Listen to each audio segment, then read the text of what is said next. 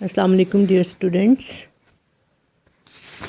आज चैप्टर 4 हमने स्टार्ट करना है which is related to the cell. और सेल में जो आपका टॉपिक है, सबसे पहले वो टॉपिक है आपका general structure of the cell. अब general structure of the cell जो है, इसमें आप स्टैंडर्ड स्ट्रक्चर देखते हैं। स्टैंडर्ड से क्या मतलब होता है कि वो चीज़ें जो तमाम सेल्स में मौजूद हों, चाहे वो किसी भी टाइप के सेल हों, एनिमल के हों, प्लांट के हों, सिंपल हों, कॉम्प्लिकेटेड हों, जो चीज़ें हर सेल में मौजूद होंगी उसको हम जर्नल स्ट्रक्चर में कंसिडर करते हैं। अब जर्नल स्ट्रक्चर जो है उसमें 3 जो हैं मेजर चीज़ें आ जाती हैं which are the parts of the cell. वो 3 मेजर चीज़ें जो हैं वो कौन सी हैं? Cell membrane, cytoplasm and nucleus. अब न्यूक्लियस के अंदर जो है सारा क्रोमोसोम्स, डीएनए मटेरियल सारा मौजूद होता है। और इसके अलावा सेल मेम्ब्रेन जो है that is the outer membrane of the cell, और इन दोनों के दरमियान जो मटेरियल है that is known as cytoplasm. अब साइटोप्लाज्म जो है इसमें तमाम चीज़ें जो हैं, जो सेल ऑर्गेनेलिज हैं या सेल इंक्लूजन्स हैं, ये मौजूद होती हैं, लेकिन ये सब सेल्स में एक जैसी नहीं होती। That is different depending upon the type of the cell. अच्छा, अब पहली बात ये कि जब हमने सेल का स्ट्रक्चर जो है उसको हमने डिस्कस करना है, तो उसके जो डिफरेंट पार्ट्स हैं उनको हमने अलग अलग करना है। और अलग अलग करने के लिए जो तरीक़ाकार है that is known as density gradient centrifugation. Density gradient centrifugation है क्या? ये एक ऐसा प्रोसेस है जिसमें सेल के तमाम कंपोनेंट्स जो हैं हम एक दूसरे से अलग अलग कर सकते हैं। अब कंपोनेंट्स जो हैं वो अलग अलग करने का तरीक़ाकार है क्या? Density gradient centrifugation. डेंसिटी एक टेस्ट ट्यूब लेके तो उसमें मटेरियल्स जो हैं वो ऐसे डाले जाते हैं जिनकी डेंसिटी जो है वो एक दूसरे से वेरी करे, डिफरेंट हो। और इसमें तरीक़ाकार ये एडॉप्ट किया जाता है कि सबसे जो नीचे है वो सबसे हैवी मटेरियल, टेस्ट ट्यूब ले ली, और इसमें स्टेप्स में 1 2 3 4, ये एग्ज़ाम्पल है कि ये हमने 4 स्टेजेस ले ली हैं, लेकिन 4 से ज़्यादा भी ले जा सकती हैं। तो सबसे नीचे जो है डेंसिटी हमने ले ली 50%, इससे ऊपर 40, देन 30, देन 20। इस तरह से डिफरेंट डेंसिटी के हम इसमें जो है मटेरियल्स डाल देते हैं। इसकी आप सिंपल मोस्ट एग्जांपल जो है अपने माइंड को सेटिस्फाई करने के लिए क्या ले सकते हैं कि आप शुगर ले लें और शुगर और पानी का आप सोल्यूशन बना लें। एक जो है उसमें आप 50% सोल्यूशन डालेंगे, मतलब 50% पानी, 50% उसमें चीनी। दूसरे में 40% पानी और 40% चीनी और 60% पानी, फिर 30% चीनी और 70% पानी, फिर 80% जो है उसमें पानी और 20% शुगर। तो इस तरह से आपके पास डिफरेंट जो है कंसंट्रेशन के सॉल्यूशंस आ जाते हैं। सबसे ज़्यादा डेंस जो है वो फिर आप सबसे नीचे, उसके ऊपर उससे कम, फिर उससे कम, फिर उससे कम। तो ये 4 लेयर्स जो हैं आपको अलग अलग जो हैं, आप शुगर की भी बनाते हैं तो वो भी आपको नज़र आती हैं। और ये इसके लिए स्पेसिफिक मटेरियल्स होते हैं जिनके ये डिफरेंट डेंसिटी के सॉल्यूशन बना के तो उनको टेस्ट ट्यूब में डाला जाता है। अब उसके ऊपर क्या है? उसके ऊपर जो है सेल्स का मटेरियल डाला जाता है जिसको homogeneous material of the cells कहते हैं। अब ये सेल्स का मटेरियल जो है बनाया कैसे जाता है कि सेल लेके उनको अच्छी तरह से स्मैश करके by means of the specific machinery उनको डिफरेंट कंपोनेंट्स में तोड़ के तो इसके ऊपर जो है वो लेयर अप कर दिया जाता है। लेयर अप करने के बाद इस टेस्ट ट्यूब को रख दिया जाता है एक मशीन में which is known as centrifuge machine. अब वो सेंट्रीफ्यूज मशीन जो है उसकी डिफरेंट टाइप्स हैं, डिफरेंट कैटेगरीज़ हैं। और इसका फंक्शन क्या होता है? इसका फंक्शन ये है, जिस तरह से आप कॉमन एग्जांपल ले लें अपने हाउस होल्ड से, वॉशिंग मशीन के स्पिनर की तरह से उसका फंक्शन होता है कि जितनी भी अब जब आप उसको सेंट्रीफ्यूज मशीन को खोल के देखते हैं, इसको सिंपल लैंग्वेज में रोटर भी कहा जाता है, तो इसके अंदर जो है जगह बनी होती हैं टेस्ट ट्यूब की डिफरेंट रोज में, और जितनी एक साइड पे टेस्ट ट्यूब्स रखी जाएंगी उतनी ही उससे ऑपोजिट साइड पे टेस्ट ट्यूब्स रखी जाएंगी। फॉर एग्जांपल इसमें जो है 4 रोज हैं और हर रोज में जो है 3-3 टेस्ट ट्यूब्स रखने की जगह है। तो इस तरह की टेस्ट ट्यूब्स बना के तो हम इन स्पेसेस के अंदर जो है वो रख देते हैं, और इन स्पेसेस में रखने के बाद ऊपर से इसको हम कवर कर देंगे, और कवर करने के बाद हम इस मशीन को चला देंगे। मशीन बिल्कुल जो है एक हाई स्पीड पे सेंट्रीफ्यूज मशीन जो है वो चलेगी। सेंट्रीफ्यूगेशन का प्रोसेस होगा, और सेंट्रीफ्यूगेशन के प्रोसेस के बाद जब हम अपनी टेस्ट ट्यूब को निकालेंगे तो इसमें प्रोसेस क्या हो चुका होगा कि ये हमने जो होमोजीनियस मटेरियल इसमें डाला था, सेल्स जो हैं उनको ब्रेकअप करके डिफरेंट कंपोनेंट में इसके ऊपर हमने लेयर अप किया था। ये लेयर अप जो है ये यहाँ से हिल के तो इसके अंदर जो है वो जाके सेटल हो गई है। और सेटल जो है वो कैसे होगी कि इसके अंदर जो हैवी डेंसिटी या ज़्यादा हाई डेंसिटी के जो मटेरियल्स थे वो यहाँ पे सेटल हो गए, फिर उसके बाद 40% डेंसिटी के जो मटेरियल्स थे वो इधर सेटल हो गए, कुछ यहाँ पे सेटल हो गए, और अपनी अपनी डेंसिटी के मुताबिक ये पूरी टेस्ट ट्यूब में ये इसके डिफरेंट कंपोनेंट्स जो हैं वो सेटल हो जाते हैं। फिर बाय मीन्स ऑफ इंस्ट्रूमेंट्स जो हैं हम इन लेयर्स को अलग कर लिया, ऊपर वाली लेयर अलग हो गई, दूसरी अलग, तीसरी अलग, चौथी अलग। इससे ज़्यादा लेयर्स भी रखी जा सकती हैं, बनाई जा सकती हैं। इन सारी लेयर्स को अलग अलग करने के बाद फिर ये कि डिफरेंट बीकर्स में या टेस्ट ट्यूब्स में या पेट्री प्लेट्स में डिपेंड करता है, उसको हम जो है डिफरेंट डेंसिटी के मटेरियल्स को हम जो है वो सेट कर लेते हैं कि हमारे पास कौन सी डेंसिटी जो है उसमें कौन से हमारे पास जो है सेल के कंपोनेंट्स आए हैं। This is the simple method which is known as density gradient centrifugation. और ये प्रोसेस जो है डेंसिटी ग्रेडियंट सेंट्रीफ्यूगेशन का, ये आपने देखा कि what is the purpose, what is the process, ये प्रोसेस है क्या। फिर दूसरी चीज़ हमने देखा कि इसका पर्पस क्या है। पर्पस इसका यही है कि जो सेल के डिफरेंट कंपोनेंट्स हैं उन कंपोनेंट्स को अलग अलग कर देना for the sake of study, ताकि उसको आसानी से स्टडी किया जा सके।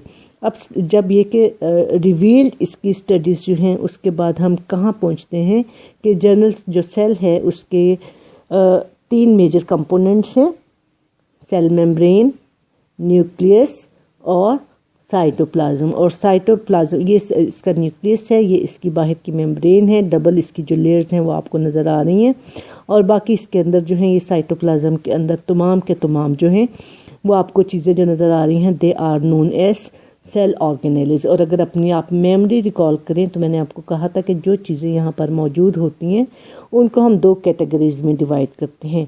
If they are living they are known as cell organelles, and if they are non living they are known as cell inclusions. ये आपके सामने जो स्ट्रक्चर आपको नज़र आ रहा है, ये स्ट्रक्चर जो है ये एक एनिमल के स्टैंडर्ड सेल का या जर्नल सेल का है।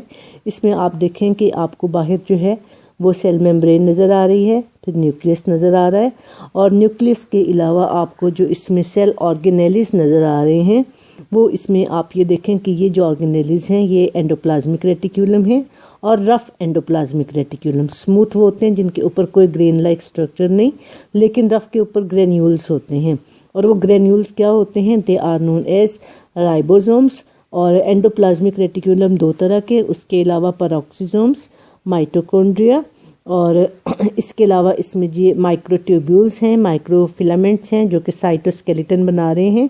इन सब चीज़ों को इंशाल्लाह ताला नेक्स्ट जो आपका लेक्चर होगा उसमें हम डिटेल में देखेंगे। इसके अलावा जी इसमें आप देखें कि प्लाज्मा मेम्ब्रेन को तो हमने देख लिया, गोल्जी ऑपरेटस है, उसके अलावा लाइजोसोम्स हैं, सेंट्रियोल हैं एंड फ्लैजेलम। ये एक प्लांट का सेल है, और ये चीज़ें जो हैं हर सेल में ज़रूरी नहीं कि मौजूद हों, ये डिपेंड करता है कि कुछ सेल्स में ये मौजूद होंगी, कुछ सेल में मौजूद नहीं होंगी। और जो जर्नल स्ट्रक्चर आपने देखा उनमें 3 चीज़ें लाजमी हैं, that is the plasma membrane, और दैट इज़ द न्यूक्लियस, और तीसरी चीज़ जो है दैट इज़ द साइटोप्लाज्म। अब साइटोप्लाज्म के अंदर जो फर्दर कंपोनेंट्स हैं वो डिपेंड करता है, वो डिफरेंट होते हैं। अच्छा, इसके साथ जी अब थोड़ा सा इसमें डिफरेंस आ जाता है एक प्लांट के सेल का और एनिमल के सेल का। ये जब आप अभी फारिग हो के तो एक इसकी रीडिंग लेंगे तो ये सब चीज़ें आपको क्लियर कट लिखी हुई नज़र आ जाएंगी कि प्लांट और एनिमल के सेल जो है स्टैंडर्ड तो हो गया कि दोनों के अंदर जो है सेल मेम्ब्रेन भी है, सेल मेम्ब्रेन के अलावा जो है इसमें साइटोप्लाज्म भी है, न्यूक्लियस भी है, लेकिन एनिमल और प्लांट के सेल में कुछ डिफरेंसेस होते हैं। अब ये डिफरेंसेस जो हैं इनको आप एक टेबल की शक्ल में लिख लेते हैं, कॉलम्स बना लेते हैं, एनिमल सेल और प्लांट सेल। इस तरह से आपने जब डिफ्रेंशिएट करना है एनिमल सेल को और प्लांट सेल को तो आपने 2 कॉलम बना लेने हैं, और जहाँ पे एनिमल सेल और प्लांट सेल डिफ्रेंशिएट करते हैं उन चीज़ों को आपने मेंशन करना है। जो चीज़ें सेम हैं उनको आपने नहीं मेंशन करना, जो डिफ़र करती हैं अलग अलग हैं उनको आप मेंशन करेंगे। सबसे पहली चीज़ क्या है, फ्लैजेलम।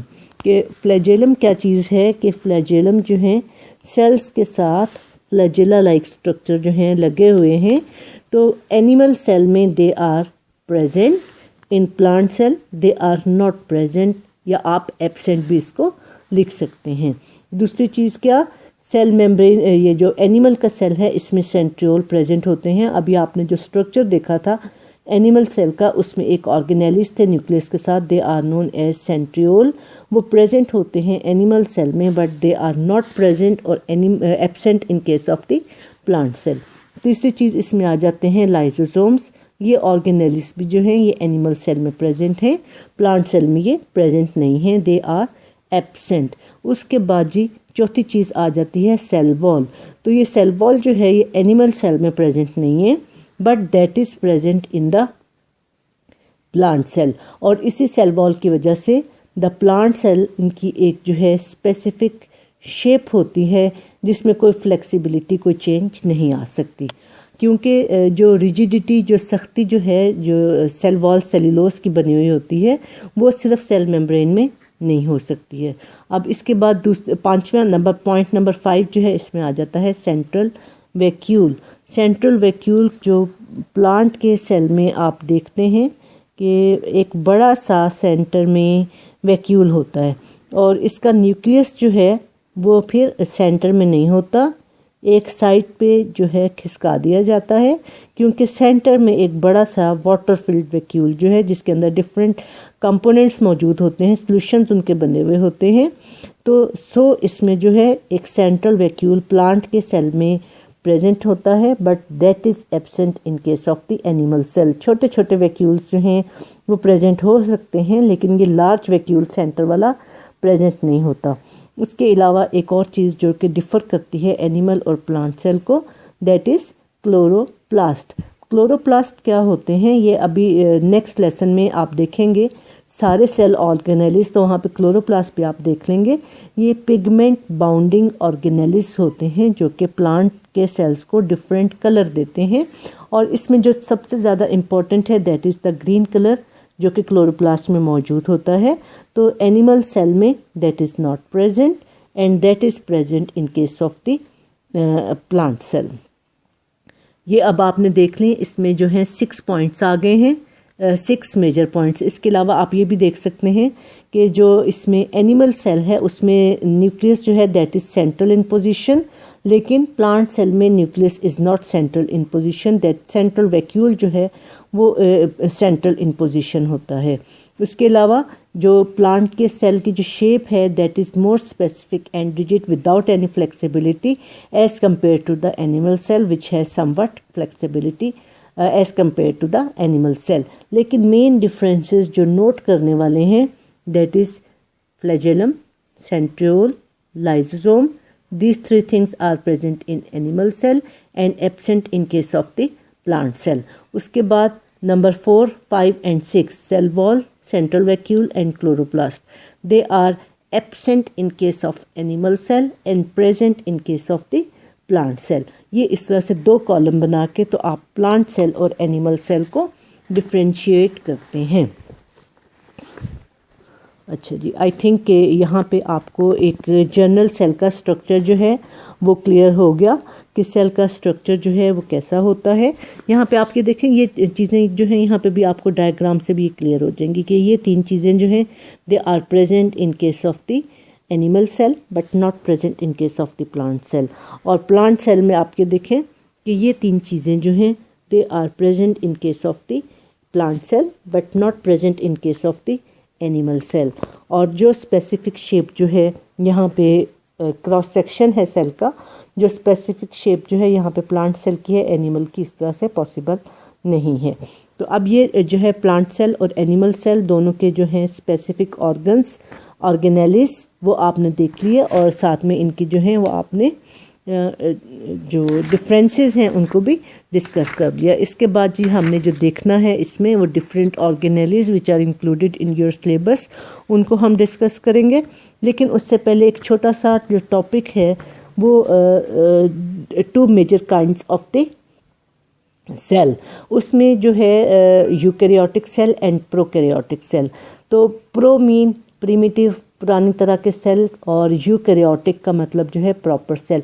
अब ये जो कैरियोटिक है, ये वर्ड जो है कैरियोटिक या कैरियन जो है ये that is related to the nucleus. तो यूकैरियोटिड सिंपली जो नेम से आप जो है वो मेंशन, जब नेम होता है तो नेम से जो चीज़ डिफ्रेंशिएट करती है कि यूकैरियोटिक में जो न्यूक्लियस है that is present properly, proper एक न्यूक्लियस जो है वो प्रेजेंट होता है। तो प्रोकैरियोटिक सेल जो है इनमें प्रिमिटिव न्यूक्लियस के मतलब न्यूक्लियर का मटेरियल जो है वो तो मौजूद है लेकिन प्रॉपर न्यूक्लियस जो है वो मौजूद नहीं है, न्यूक्लियर मटेरियल जस्ट। अब ये प्रोकैरियोटिक सेल्स जो हैं they are primitive in nature, और यूकैरियोटिक सेल्स जो हैं they are advance in nature, they have proper nucleus with nuclear membrane. तो प्लांट सेल में और एनिमल सेल में ये जो डिफरेंसेस थे वो अलग थे, लेकिन ये कि ये प्रोकैरियोटिक सेल और यूकैरियोटिक सेल को जो डिफ़र करने वाली चीज़ें हैं, जो पॉइंट्स हैं वो भी आप नोट कर लें। ये जब आप पेज नंबर 64 पे आएंगे प्रोकैरियोटिक सेल और यूकैरियोटिक सेल, तो ये भी आपने इस तरह से इसको पैराग्राफ की फॉर्म में नहीं लिखना है। इसका भी डिपेंड करता है कि आपसे क्वेश्चन क्या पूछा जा रहा है, कितने मार्क्स का पूछा जा रहा है। तो जब आपको कहा जाएगा कि आपने डिफ्रेंशिएट करना है प्रोकैरियोटिक सेल को और यूकैरियोटिक सेल को, तो आपने अगेन उसी तरह से कॉलम्स बनाने हैं और प्रोकैरियोटिक सेल को मेंशन करना है और यूकैरियोटिक सेल को मेंशन करना है। और पॉइंट जो बनेगा, पहला पॉइंट इसमें आ जाएगा न्यूक्लियस। न्यूक्लियस को आप प्रोकैरियोटिक सेल में कैसे मेंशन करेंगे? It has no proper nucleus, just nuclear material, chromosome और डीएनए इज प्रेजेंट।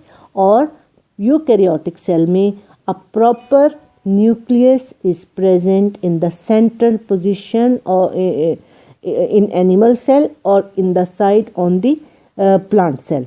तो proper nucleus का मौजूद होना जो है that is the indication of the eukaryotic cell, and if the proper nucleus is not present the cell is prokaryotic cell। अच्छा जी, अब ये तो हो गया एक पॉइंट। दूसरा पॉइंट क्या है? दूसरे पॉइंट में इसकी आ जाती है प्रेजेंस या एग्जिस्टेंस, या इसकी एग्जाम्पल को आप जो मेंशन कर सकते हैं।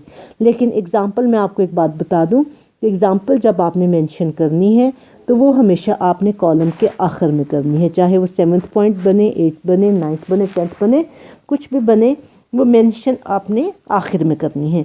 लेकिन यहाँ पे हम देख लेते हैं कि इसकी एग्जाम्पल्स है क्या, कि जो यूकैरियोटिक सेल्स हैं वो तमाम जो हैं हायर एनिमल्स में, प्लांट्स में, फंजाई में और प्रोटिस्टा में प्रेजेंट होते हैं, किंगडम 5 सिस्टम किंगडम में प्रेजेंट होते हैं।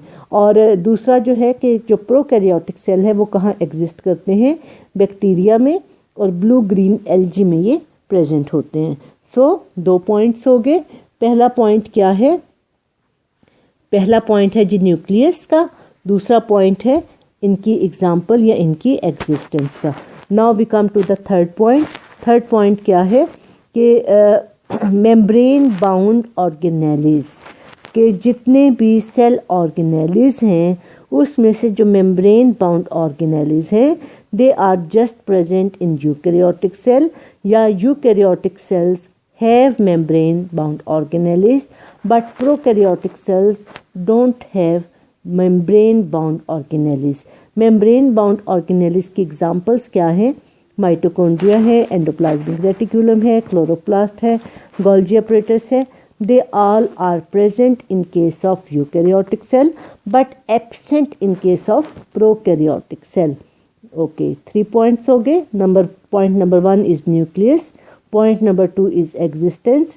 Point number 3 is membrane bound organelles. Point number 4 क्या है जी? Point number 4 है जी ribosomes.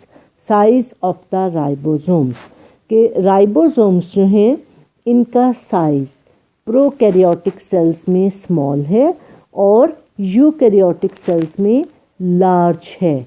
कि इसका जो लार्ज है उसका रेट ऑफ सेंट्रीफ्यूगेशन जो है that is ATS, और जो स्मॉल है इन केस ऑफ प्रोकैरियोटिक सेल्स उसका जो रेट ऑफ सेंट्रीफ्यूगेशन है that is 70S. 70S छोटे का प्रोकैरियोटिक सेल में, 80S जो है वो लार्जर का, बड़े का in case of eukaryotic cell. Point आप नोट करते जाएं, साथ साथ लिखते जाएं, बेशक अपने पास कॉलम्स बना लें और कॉलम बना के. तो point number 1 nucleus, point number 2 इसकी एग्जांपल्स, पॉइंट नंबर 3 जो है membrane bound organelles, point number 4 जो है that is size of the ribosomes. उसके बाद जी पॉइंट नंबर 5, पॉइंट नंबर 5 जो है माइटोसिस. माइटोसिस जो है वो है क्या? Mitosis is the type of cell division in which the cell is divided into 2 cells with the same number of the chromosome. के सेल जो है वो 2 में डिवाइड हो जाए और नंबर ऑफ क्रोमोसोम वही रहें जो कि इनके मदर सेल में थे. मदर सेल क्या होता है कि एक सेल जब 2 में डिवाइड हो रहा है तो जो सेल बन रहे हैं, ये एक सेल है, ये डिवाइड होके 2 में चेंज हो रहा है बाय मीन ऑफ माइटोसिस. तो ये सेल जो है ये मदर सेल होगा और ये दोनों सेल जो हैं ये डॉटर सेल्स हैं.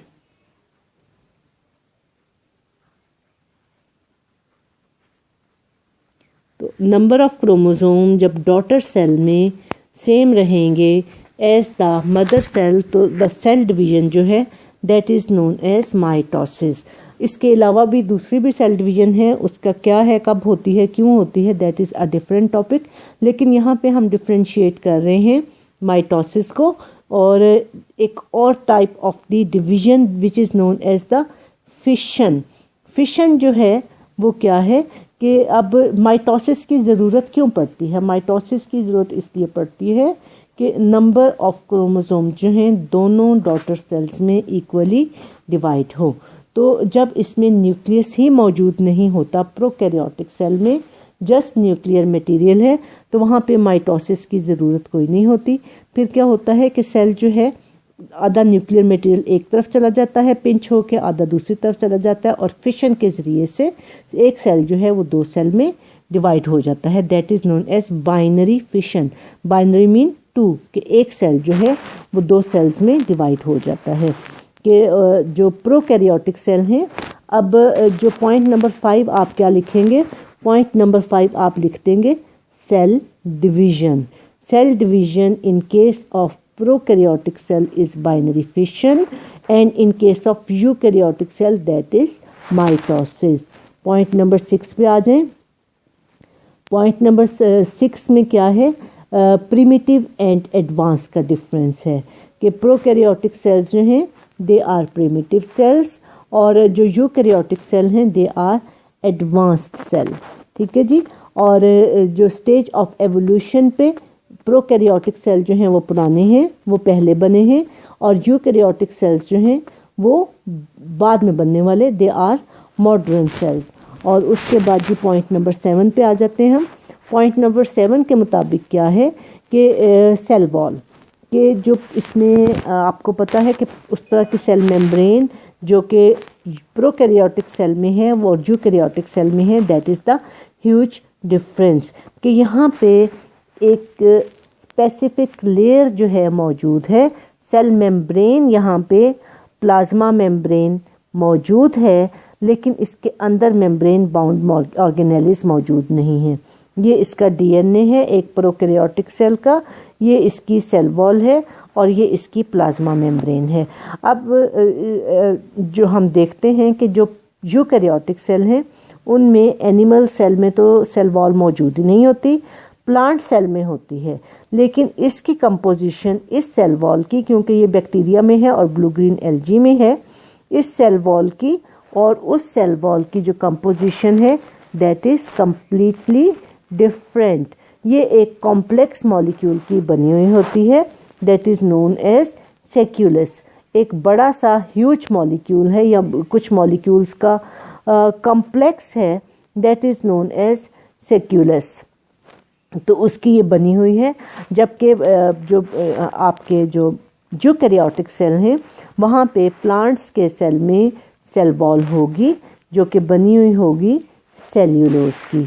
ये सेल्यूलोज की नहीं बनी हुई होती, that is made up of the sacculus. और इसको जो पूरे का पूरा एक जो स्ट्रक्चर बनाएगी, ये जो कॉम्प्लेक्स बनाएगी, that complex is known as murein और peptidoglycan.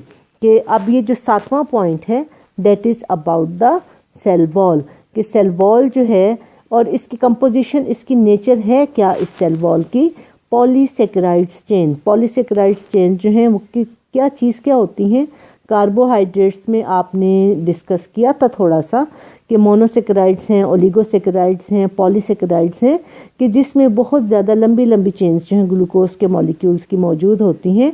The molecules are known as polysaccharides molecule.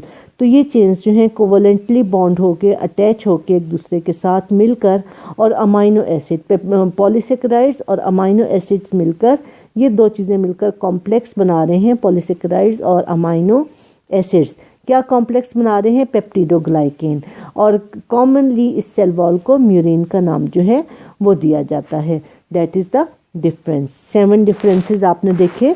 Number 1 पे आ गया न्यूक्लियस, नंबर 2 पे इसमें आ गए एग्जाम्पल्स, नंबर 3 पे आ गया मेम्ब्रेन बाउंड ऑर्गेनेलिस, नंबर 4 पे आ गया size of the ribosome, number 5 पे आ गया cell division, type of the cell division, और नंबर 6 पे इसमें आ गया स्टेज ऑफ एवोल्यूशन, नंबर 7 पे इसमें आ गया सेल वॉल। अब एक जो यूकैरियोटिक सेल है उसका स्ट्रक्चर जो है उसका एक जनरल व्यू हमने लिया है, बाकी जो उसके ऑर्गेनेलिज हैं उनको इंशाल्लाह ताला डिटेल में हम देखेंगे नेक्स्ट लेसन में। ये जो आपका यूकैरियोटिक सेल के बजाय जो प्रोकैरियोटिक सेल है इसका स्ट्रक्चर देख लें कि कैसा बना हुआ है। ये है जी इसका इंटरनल कंटेंट्स। इंटरनल कंटेंट्स में आप साइटोप्लाज्म है जो एक जेली लाइक मटेरियल है, और इसके अंदर ये जो थ्रेड लाइक स्ट्रक्चर नज़र आ रहा है दैट इज़ डीएनए। एक एरिया में ये मौजूद है और ये एरिया क्या कहलाता है, न्यूक्लियर एरिया। न्यूक्लियस कोई नहीं है जिसमें आप कहें कि ये इसकी न्यूक्लियर मेम्ब्रेन है या न्यूक्लियर प्लाज्म है, नो। डीएनए जो है that is submerged inside the cytoplasm. अब ये आप देखें कि ये छोटे छोटे डॉट्स इसमें नज़र आ रहे हैं, ये डॉट्स क्या हैं, राइबोसोम्स।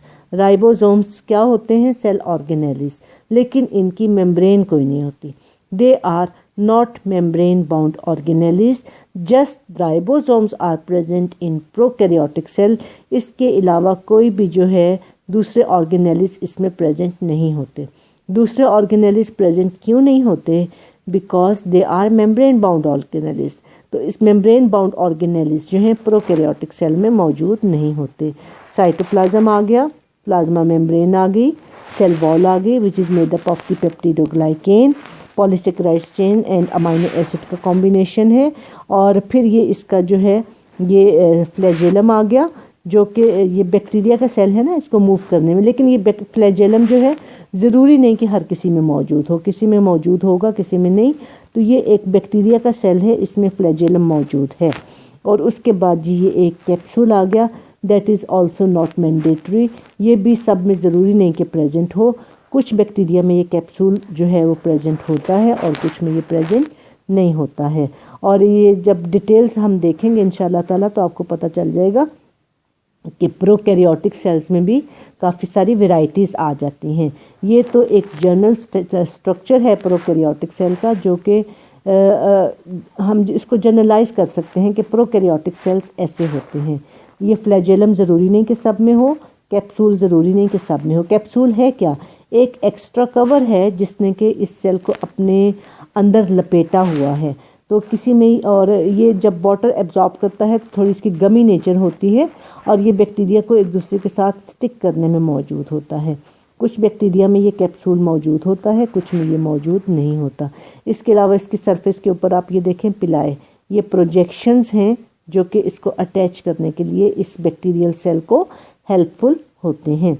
तो so that's it with the structure of the prokaryote cell. Prokaryote cell का भी आपने स्ट्रक्चर देख लिया, यूकैरियोट का भी जनरल स्ट्रक्चर आपने देख लिया, एनिमल और प्लांट सेल के डिफरेंसेस भी आपने देख लिए। सो आज के लेक्चर में आपने क्या क्या कवर किया है, थोड़ा सा इसको एक दफ़ा रिकॉल कर लें कि पहला काम हमने क्या किया। हमने ये देखा कि general structure of the cell क्या है, फिर उसको दूसरी बात क्या है कि उसको स्टडी करने के लिए हम क्या यूज़ करते हैं, centrifugation process, density gradient centrifugation. दो बातें हो गई। फिर उसके बाद तीसरी चीज़ हमने क्या डिस्कस की, एनिमल और प्लांट की जो सेल्स हैं उनमें डिफरेंसेस क्या क्या हैं, और उसके बाद एक और जो प्रिमिटिव सेल्स हैं प्रोकैरियोटिक सेल्स वो कैसे होते हैं, उनका स्ट्रक्चर कैसा है, और फिर प्रोकैरियोटिक और यूकैरियोटिक के जो डिफरेंस हैं उनको भी हमने स्टडी किया। ये 4 मेन चीज़ें जो हैं हमने डिस्कस कर ली, और ये इसमें से यूकैरियोटिक और प्रोकैरियोटिक का जो डिफरेंस है वो भी इम्पॉर्टेंट है, और जो प्लांट और एनिमल सेल का जो डिफरेंस है that is not a new thing for you, वो मैनी टाइम्स आप कर चुके हैं बचपन से लेके अब तक, और उसका एक जनरल व्यू जो है वो हमने लिया है। और ये जो क्वेश्चन है ना प्रोकैरियोटिक और यूकैरियोटिक के डिफरेंस का, ये अक्सर आप लोगों के जो पेपर्स हैं उनमें ये क्वेश्चन आ जाया करता है। तो ये चीज़ें आज हमने डिस्कस कर ली हैं। अब वो चीज़ें रह गई हैं जो कि सेल ऑर्गेनेलिस जो कि आपके सिलेबस में शामिल हैं, उनको आहिस्ता आहिस्ता ये कि हम कवर करेंगे, और मे बी वो नेक्स्ट लेक्चर में सारे हो जाएं या कुछ हो जाएं, डिपेंड करता है कि आपके सिलेबस में वो होंगे कौन कौन से। तो ये जो कुछ आज सुना है, पढ़ा है, इसको गौर से तवज्जो के साथ करें, और ताकि इसमें किसी भी किस्म की कोई कन्फ्यूजन आपको हो तो वो आप लिख लें। ये अब आपने करना क्या है, आज के करने का काम, आज के करने का काम ये कि जो general structure of the cell है उसको आपने डिटेल में पढ़ना है, और चैप्टर का जो लास्ट पेज है जिसमें मेंशन है प्रोकैरियोटिक और यूकैरियोटिक सेल का डिफरेंस, उसको आपने गौर से तवज्जो से पढ़ना है। जो बात समझ में नहीं आई उसको आपने नोट कर लेना है, ठीक है। और उसके बाद ये कि मैं आपको बता दूंगी, मैं किसी दिन कॉलेज जाऊंगी, अगर आप आके मेरे से समझना चाहें, पूछना चाहें, यू आर मोस्ट वेलकम। तो जिस दिन मैंने जाना होगा मैं आपको बता दूंगी, या अगर आपके पास बहुत सारी चीज़ें जमा हो जाएं समझने के लिए तो आप मुझे बता दीजिएगा, मैं आ जाऊंगी और मैं आप लोगों को क्लियर कर दूंगी, ठीक है जी। तो अभी आपने यही करना है कि इसको आपने तवज्जो के साथ पढ़ना है। इसमें फ़िलहाल कोई ऐसी नई चीज़ नहीं आई जो कि आपके लिए बहुत मुश्किल हो या आपने पहले ना पढ़ी हो। ये थोड़ा सा जो है डेंसिटी ग्रेडियंट सेंट्रीफ्यूगेशन का है, मे भी ये आपने पहले ना किया हो, लेकिन ये कि ये थोड़ा सा जो मेंशन किया है ये इसीलिए कि आपको समझ में आ जाए। कोई लंबा चौड़ा टॉपिक ये आपके सिलेबस में शामिल नहीं है। जो थोड़ा सा आपको ब्रीफ किया है वो इसीलिए किया है कि आपको पता चल जाए कि सेल के कंपोनेंट को अलग अलग करके स्टडी करने के लिए एक दूसरे से सेपरेट कैसे किया जाता है। तो ये चीज़ें जो हैं आपने अच्छी तरह से इनको पढ़ लेना है, और उसके बाद क्या करना है कि जी आपका जो है वो जो सेल ऑर्गेनेलिस हैं उनको इंशाल्लाह ताला हम नेक्स्ट लेक्चर में, नेक्स्ट लेसन में स्टार्ट करेंगे। It's enough for today. अल्लाह हाफिज़।